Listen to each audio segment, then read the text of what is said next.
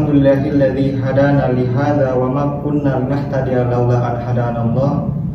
Wassalatu wassalamu ala sayyidil mursalin Muhammad khatamun nabiyyin wa ala alihi wa sahbihi ajmain. Amma ba'd. Yang terhormat dosen pengampu mata kuliah Lembaga Keuangan Syariah, yaitu Ibu Dian Febriani MESY.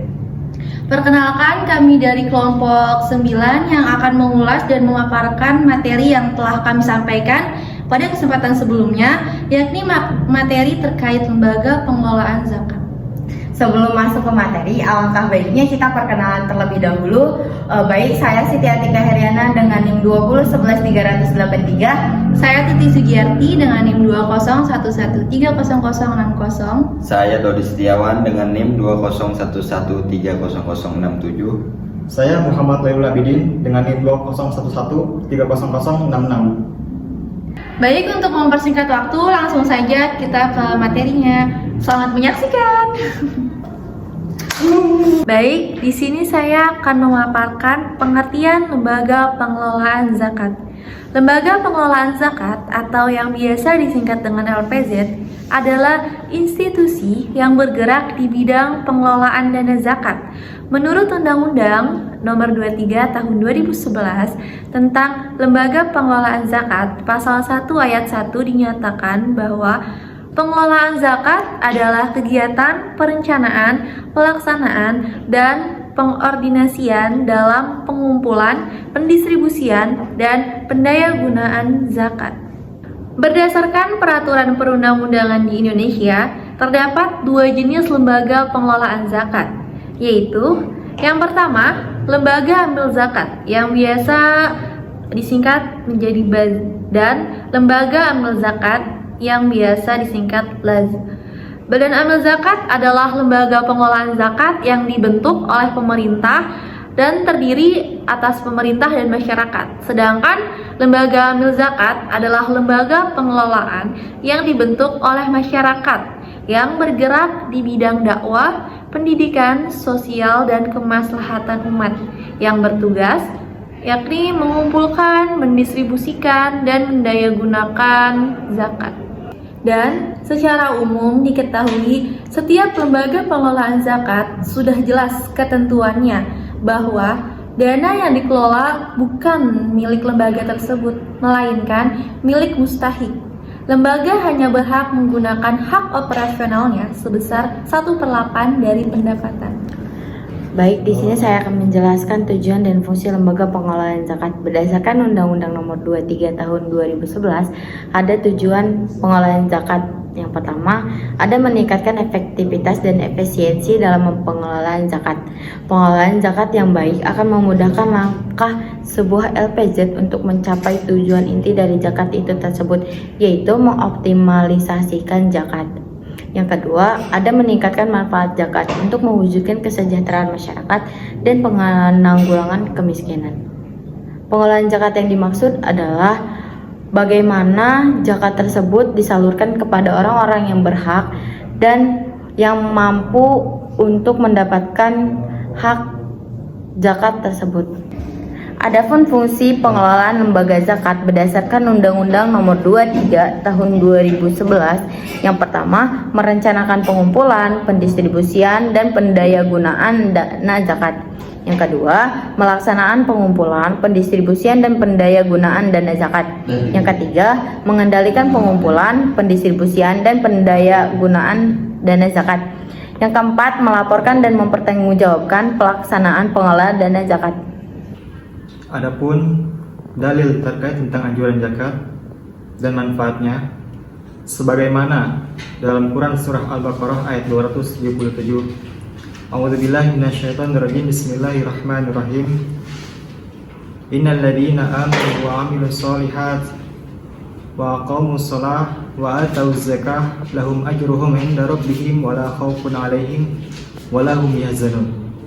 Shadaqallahul 'azim. Sesungguhnya Allah Subhanahu wa taala berfirman, Innal ladzina amanu wa 'amilus sholihat. Sesungguhnya orang-orang yang beriman, orang-orang yang melakukan kebajikan, wa aqamus shalah, dan orang-orang yang melaksanakan salat, wa atawuz zakah, dan orang-orang yang melaksanakan zakat, lahum ajruhum inda rabbihim, maka Allah Subhanahu wa taala akan memberikan pahala kepada mereka. Mereka siapa? Kepada mereka orang-orang yang beriman, orang-orang yang melakukan kebaikan, kepada mereka orang-orang yang melaksanakan sholat, dan kepada mereka orang-orang yang menunaikan zakat. Apakah hanya itu yang Allah berikan kepada mereka? Tidak. Wala khaufun alaihim wala hum yahzanun. Dan Allah akan menghapuskan rasa khawatir kepada mereka, rasa khawatir terhadap apa saja, sehingga mereka tidak akan merasakan suatu kesedihan hati, karena Allah Subhanahu wa taala akan memberikan pahala yang jauh lebih baik kepada mereka dibandingkan dunia mereka. Adapun delapan golongan orang yang berhak menerima zakat. Yang pertama, fakir, yaitu orang yang tidak mempunyai harta dan penghasilan untuk memenuhi kebutuhan hidupnya. Yang kedua, ada orang miskin, orang yang mempunyai harta namun tidak memiliki penghasilan yang cukup untuk memenuhi kebutuhan hidupnya. Yang ketiga, ada fisabilillah, atau orang yang berjuang di jalan Allah seperti berperang, seperti berdakwah dan menerapkan hukum Islam. Yang keempat adalah yaitu mu'alaf, orang yang baru masuk Islam. Yang kelima ada ghorim, orang yang memiliki hutang, menanggung hutang dan tidak sanggup untuk membayarnya. Yang keenam selanjutnya ibnu sabil, orang yang terputus bekalnya dalam perjalanan. Yang ketujuh ada amil zakat, yaitu panitia penerima dan pengelola zakat. Dan yang kedelapan yang terakhir hamba sahaya atau budak.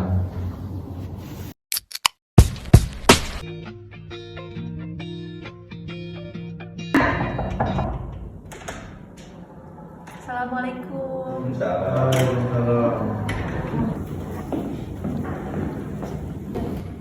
Di sini saya akan menyerahkan zakat fitrah.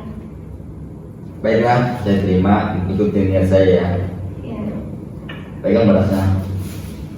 Nawaitu an ukhrija zakatul fitri zakatul fitri an nafsi fardhulillahi ta'ala. Doa. Ya. Astagfirullahaladzim. Baik, terima kasih Pak. Iya. Silakan masuk. Assalamualaikum.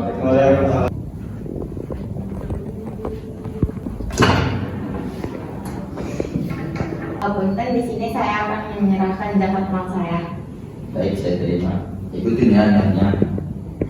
Nawaitu an ukhrija zakatul mal fardhulillahi ta'ala. Dah. Astagfirullahaladzim. Baik, saya terima ya. Ya, siap Pak. Dah bang.